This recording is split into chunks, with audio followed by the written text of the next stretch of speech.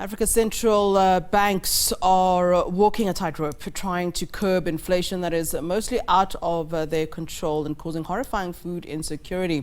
That's according to International Monetary Fund in Africa. The IMF's twice-yearly regional economic outlook recently released and warned that 123 million people, or 12% of sub-Saharan Africa's population, faces acute food insecurity, where the lack of access to adequate food puts someone's life or livelihood in immediate danger by the end of the year. That compares to around 82 million people affected before the COVID-19 pandemic. But the hammer blow of the virus spillovers from the war in Ukraine, as well as worsening unrest and drought in parts of the continent, have seen these numbers spiral. Let's take this discussion further. Then we are now joined via Zoom by Nkululeko Majozi, who is a regional researcher for Southern Africa at Amnesty International, to weigh in on the issue of food security and insecurity, of course, in the region. A very good afternoon to you, sir. Thanks very much for joining us here on SABC News. Good afternoon, Flo, and good afternoon to the viewers. Thanks for having me. You're most welcome. So, of course, as you heard in my intro there, mentioning a lot of challenges really that are facing the region right now. We're talking about drought, the effects of unrest and war, the effects of COVID-19. How would you describe food security, rather insecurity, in the sub-Saharan Africa? Well, the situation is quite bad in the region. Throughout the region and also throughout the entire world. I think with COVID-19, we saw a lot of people's incomes being decimated, which then affected people's ability to be able to access nutritious foods and diets. With the COVID-19 pandemic, we also saw a disruption in global supply chains, which affected people's access to nutritious food. Yeah. Even according to the Food and Agricultural Organization, currently there is enough food that is produced in the world to be able to cater for everyone's needs across the world. Yeah. But we see that these global challenges linked to the COVID-19 pandemic, linked to also Russia's war in Ukraine, which is also disrupting global supply chains for food, global supply chains for things such as fertilizers, and also wheat, is also affecting people's access to food. With the COVID-19 pandemic, just in 2020, we saw in Southern Africa about 55 million people being thrown into the category of extreme poverty, which basically is what it means is that 55 million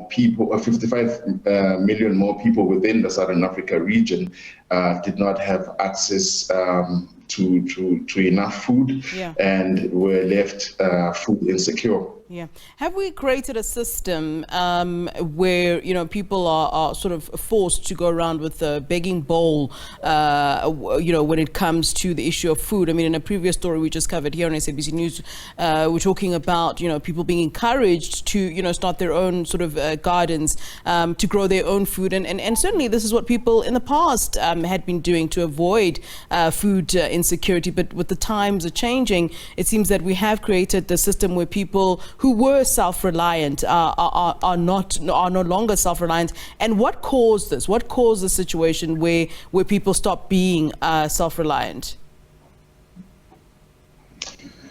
Well, I think with globalization and the world being so connected, more recently, we have found ourselves in this situation whereby different parts of the planet are unable to access food, or to be self-sufficient in terms of food production. I think the legacy of colonialism and imperialism has also affected those global patterns of food distribution, whereby mostly countries in the global south who have the capacity, who have the land, who have the capacity to produce their own foods, but with the system of colonialism and imperialism, they were roped into this global system of power, whereby in terms of the chain of production, they were forced to produce food for export, food for other markets, especially in the global north, in Europe and North America, whereby food is being produced in the global south, but being shipped off to the global north for consumption there. Through that history of colonialism and imperialism, we have found ourselves in the situation whereby previously societies that could afford to sustain themselves in terms of their own food production and consumption are no longer in a position to even afford the food that they produce. And also with the monetary system that the global economy functions on, you find that people are not able to afford the same food that they produce from their own lands themselves. So food becomes much more expensive in the supermarkets and so on. We've been seeing rising inflation in the past couple of years, and which is leading to a lot of unrest and a lot of cost of living protests across the globe.